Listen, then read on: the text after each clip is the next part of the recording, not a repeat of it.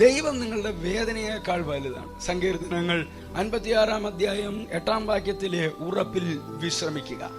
നീ എന്റെ ഉഴവുചാലുകളെ എണ്ണുന്നു, എന്റെ കണ്ണുനീർ നിന്റെ തുരുത്തിയിലാക്കി വെക്കണമേ, അത് നിന്റെ പുസ്തകത്തിൽ ഇല്ലയോ?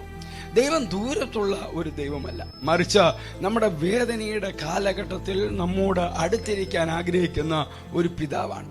മിസ്രയീമ അടിമയായ ഹാഗാർ ഈ വസ്തുത മനസ്സിലാക്കിയത് അവൾ മരുഭൂമിയിലേക്ക് ഓടിപ്പോയ അവസരത്തിൽ തനിക്ക് വേണ്ടി ദൈവം വെളിപ്പെട്ടപ്പോൾ ആണ്.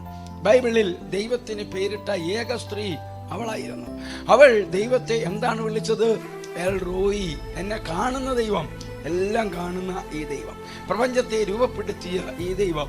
നമ്മുടെ വേദനയെ നമ്മൾ ദൈവകരത്തിൽ കൈമാറിയാൽ അത് കൈകാര്യം ചെയ്യാൻ ഈ ദൈവം പര്യാപ്തനാണ്. ദൈവം നിങ്ങളുടെ വേദനയെക്കാളും ഭയത്തെക്കാളും ഭൂതകാലത്തെക്കാളും വലുതാണ്. നിങ്ങളുടെ മുന്നിലുള്ള രാക്ഷസൻ ഒരിക്കലും ദൈവത്തെക്കാൾ വലുതല്ല.